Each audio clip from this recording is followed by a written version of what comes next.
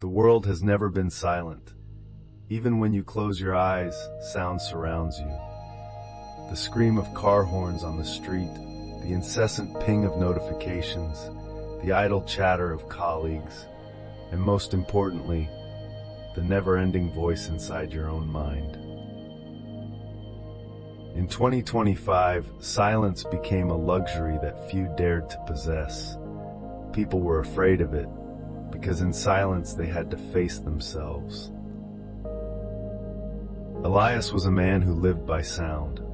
As a strategic consultant in a major metropolis, his life was a sequence of conversations lasting 12 hours a day. He spoke to persuade, to assert status, to fill gaps he deemed useless. To Elias, silence meant being forgotten. Those who did not speak did not exist.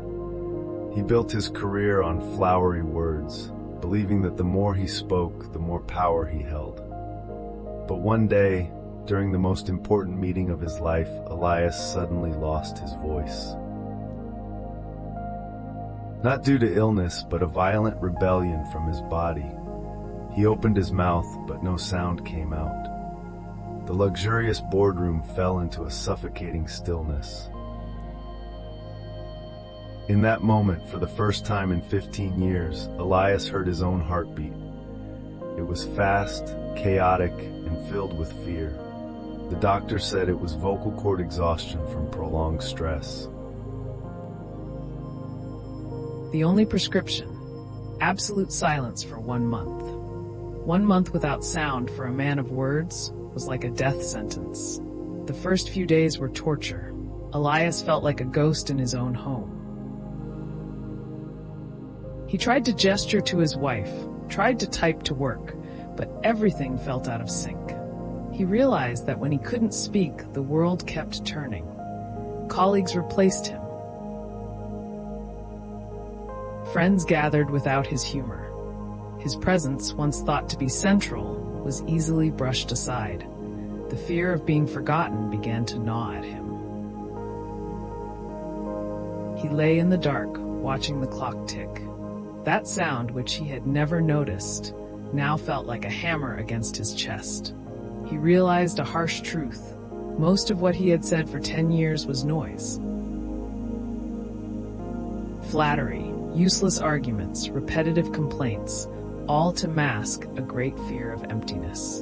In the second week, Elias left the city for a small monastery in the highlands where they practiced noble silence.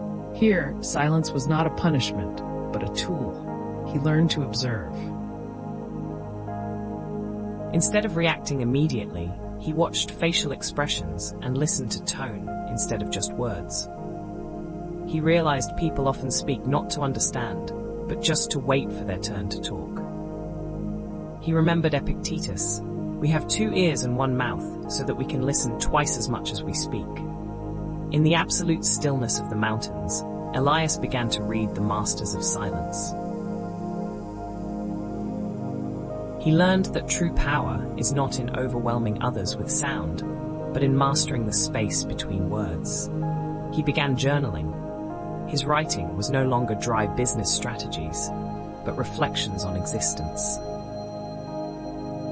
He found that when the mind is no longer busy preparing the next answer, it starts to see truths he had missed before. He saw the sadness in the gardener's eyes. He heard the wind telling stories of the changing seasons.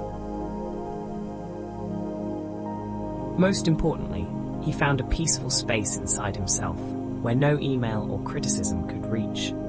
When the month ended, Elias's voice returned, but he was not the same man. He returned to the office. In the first meeting, instead of jumping into arguments, he remained silent. He listened to everyone for 30 minutes. When the room was exhausted from conflicting opinions, Elias began to speak. His voice was lower, slower, but every word carried the weight of a stone dropped into a calm lake. He didn't speak about what he wanted. He spoke about what the project actually needed after synthesizing everything he heard. Everyone was stunned. They realized Elias's silence was not weakness, but extreme focus. He became the most powerful person in the room, not by speaking the most, but by understanding the most. Silence gave him the ability to filter out noise to see the essence. It gave him confidence without needing external validation. Elias's story, like James's, is a journey from dependence on the outside world to mastering the inner world. 2026 will continue to be noisy. Technology will create billions of new sounds every second to pull your attention. But you have a power no algorithm can take away: the right to be silent. Silence to hear the call of the soul. Silence to observe truth instead of illusion.